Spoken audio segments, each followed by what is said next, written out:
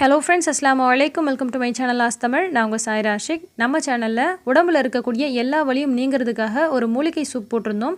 அந்த சூப்பை பார்த்துட்டு எனக்கு இது கண்டிப்பாக செய்யணும், ஆனால் நீங்கள் போட்டிருக்க கீரை என்னென்ன அப்படின்றது டீட்டெயில்டாக ஒரு வீடியோ போடுங்க, அதை பார்த்துட்டு நான் கண்டிப்பாக செய்ய போகிறேன் அப்படின்னு சொல்லி கேட்டிருக்கீங்க. இப்போ வரைக்கும் கூட பார்த்தீங்கன்னா நிறைய பேர் கமெண்ட் டெய்லியும் பண்ணிகிட்டே இருக்கீங்க. ஸோ இன்றைக்கி உங்களுக்காக தான் இந்த வீடியோ போடுறேன். நிறைய பேர் செஞ்சு சாப்பிட்டுட்டு உடம்புக்கு ரொம்பவே ரிலாக்ஸாக இருக்குது அப்படின்னு கமெண்ட் பண்ணியிருக்கீங்க. இதுக்கு இந்த மூலிகைகள் தாங்க காரணம்.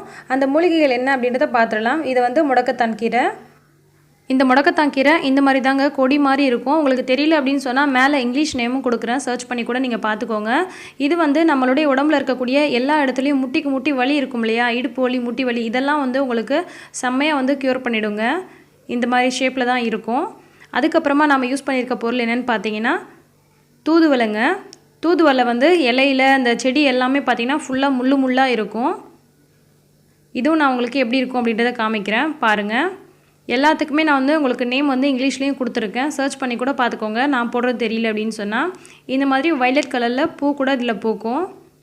இதோட இலையை நான் உங்களுக்கு கிட்டக்க ஜூம் பண்ணி காமிக்கிறேன் பாருங்கள். இது நெஞ்சு சளி, இருமல், மார்பு சளி, இது எல்லாமே உங்களுக்கு நல்லா கரைச்சி கொண்டு வந்துடுங்க. சளினால் ஏற்படக்கூடிய தலைவலி, இந்த முகம்லாம் ஒரு மாதிரி பாரமாக இருக்கும் இல்லையா, அந்த மாதிரியான வலியெல்லாம் உங்களுக்கு இருக்காது, க்யூர் ஆக்கிடும். அடுத்தது முசுமுசுக்கு இலை. இந்த முசுமுசுக்கு இலையுமே நமக்கு கொடி மாதிரி படர்ந்து தாங்க இருக்கும். இது நமக்கு நெஞ்சு சளி, உடம்புல இருக்கக்கூடிய சோர்வெல்லாம் போக்கிட்டு நம்மளை ரொம்பவே ரிஃப்ரெஷிங்காக வச்சுக்கும். நெஞ்சு சளிக்கு ரொம்ப ரொம்ப நல்லது. அடுத்தது மூக்குரட்டை கீரை. இந்த மூக்குரட்டை கீரை பார்த்தீங்கன்னா நிறைய பேர் எனக்கு தெரியவே இல்லை, இந்த இப்போ நான் கேள்விப்பட்டதே இல்லைன்னு சொல்லியிருந்தீங்க. இது செடி பார்த்தீங்கன்னா இப்படி தாங்க இருக்கும். தண்ணி போகக்கூடிய இடங்கள்லாம் பார்த்தீங்கன்னா தன்னாலேயே படர்ந்துரும். நம்ம இந்த செடியெல்லாம் வளர்க்கணும்னு அவசியமே கிடையாது. தோட்டம் இருக்கக்கூடிய இடங்கள்லாம் தன்னாலேயே வளர்ந்துருங்க. இது நம்ம உடம்புல இருக்கக்கூடிய எல்லா சோர்வையும் போக்கி, கை கால் வலியெல்லாம் போக்கி உங்களை ரொம்பவே சுறுசுறுப்பாக ஆரோக்கியமாக வச்சுக்கோங்க. அடுத்தது நம்ம எடுத்துருக்க பொருள் குப்பைமேனி இலை. இந்த குப்பைமேனி தழையை தனியாக உள்ளுக்கு எடுத்துக்க மாட்டாங்க, ஆனால் இந்த மாதிரி மூலிகைகளோடு சேர்த்து போட்டு செய்யும் போது இது நம்ம உள்ளுக்கு எடுத்துக்கலாம். ரொம்பவே நல்லதுங்க. இதில் ஏகப்பட்ட மருத்துவ பயன்கள் இருக்குது, சொல்லிட்டே போகலாம், அந்த அளவுக்கு இருக்குதுங்க. இந்த மாதிரி தான் இருக்கும். இது ஒற்றை செடி மாதிரி தான் வளரும் பாருங்கள். இந்த மாதிரி கொத்து கொத்தாகவும் இருக்கும் அந்த இலைகளுக்கு கீழே. குப்பைமேனி தழை நல்ல ஒரு இயற்கையான ஆன்டிபயோட்டிக்ங்க. நம்ம உடம்புல இருக்கக்கூடிய நச்சுத்தன்மையெல்லாம் முறிச்சிடும்.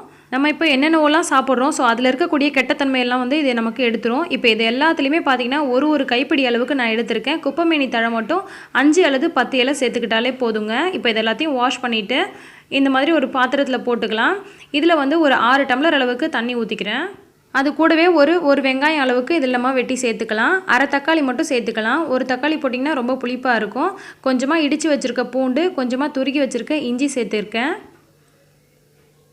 அது கூடவே 1 டீஸ்பூன் அல்லது அரை டீஸ்பூன் அளவுக்கு ஜீரகம், கொஞ்சமாக பெருஞ்சீரகம் நல்ல ஒரு செரிமான தன்மை கொடுக்கும் நமக்கு.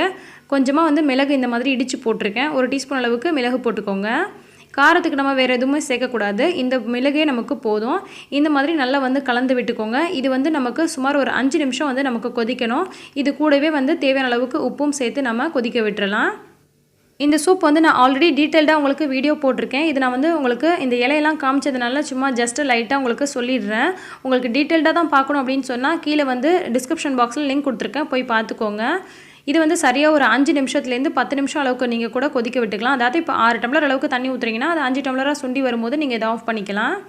இப்போ பார்த்தீங்கன்னா நான் ஆஃப் பண்ணிட்டேன். இந்த சூப்பை குழந்தைங்கலேருந்து பெரியவங்க வரைக்கும் எல்லாருமே குடிக்கலாங்க. குழந்தைங்களுக்கு கொடுக்கும்போது வெறும் சூப்பை மட்டும் கொடுங்க.